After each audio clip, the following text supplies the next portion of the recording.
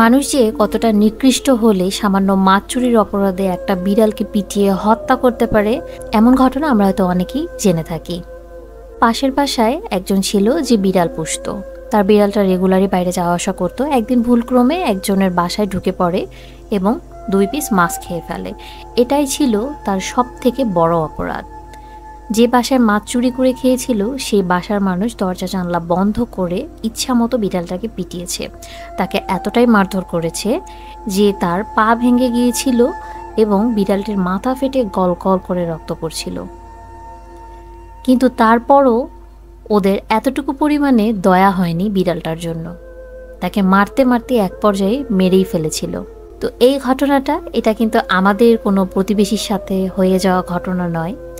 এটা হচ্ছে এক আপু আমাদেরকে লিখে জানিয়েছিল, যেটা আমি আপনাদের সাথে শেয়ার করলাম। আমাদের এক ভিডিওর কমেন্টে এক আপু তার প্রতিবেশীর সাথে ঘটে যাওয়া এই ঘটনাটা শেয়ার করে আমাদের সাথে। তো আমি ভাবলাম আমি আপনাদের সাথেও ব্যাপারটা শেয়ার করি। বিড়ালটা তো সামান্য মাছই খেয়েছিল, কি এমন অপরাধ করেছিল? ওদেরও তো ক্ষুধা লাগে, ওরা তো গরু ছাগল না যে ওরা ঘাস লতা পাতা খেয়ে বাঁচবে। কিন্তু আমাদের মানুষের এই মেন্টালিটিটাই কেন জানি না আসেই না যে ওদেরও ক্ষুধা লাগে। ওরা তো গরু ছাগল না, গরু ছাগল কিন্তু ঘাস লতা পাতা খেয়ে বাঁচতে পারে, কিন্তু এরা তো এগুলো করতে পারে না। ওরা তো মানুষও না যে ওরা ইনকাম করে নিজেরটা নিজে খাবে। ওরা আমাদের উপর নির্ভরশীল।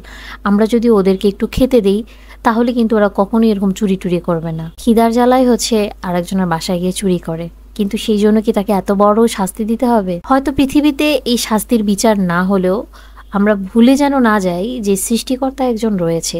তিনি সঠিক বিচারক, ন্যায় বিচারক।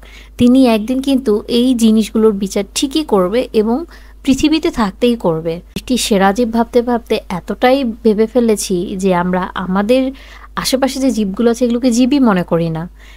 প্রতিনিয়ত এরকম অত্যাচারের শিকার বিড়াল কুকুররা হয়েই থাকে। এই আপুর কাহিনীটা শুনে এত খারাপ লেগেছে আমার, আমি চোখের পানি ধরে রাখতে পারিনি। আমার চোখের সামনে তখন মনে হচ্ছিল যে ওই রকম একটা সিন ভাসছে যে বিড়ালটাকে মারছে বা ওর মাথা দিয়ে রক্ত পড়ছে। কি পরিমাণ কষ্ট পেয়েছে বিড়ালটা আপনারই চিন্তা করেন। ভিডিও শেয়ার করলে আপনারা সেই ভিডিওর কমেন্টে এসে অনেকেই এরকম কাহিনী বলেন আপনাদের। তো আপনারাও যদি চান যে আমি আপনাদের কাহিনীগুলো এরকম ভিডিওর মাধ্যমে শেয়ার করি, তাহলে আমাকে ইনবক্সে কাহিনীটা লিখে পাঠাতে পারেন। আমি সবার সামনে তুলে ধরার চেষ্টা করব। এতে করে সবাই আসলে জানতে পারবে যে আমাদের আশেপাশে কত জঘন্যতম অপরাধ হয় বিড়াল কুকুরের সাথে, কত অত্যাচার সহ্য করতে হয়।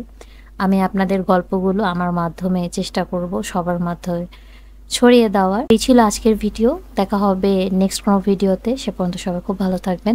আল্লাহ হাফেজ।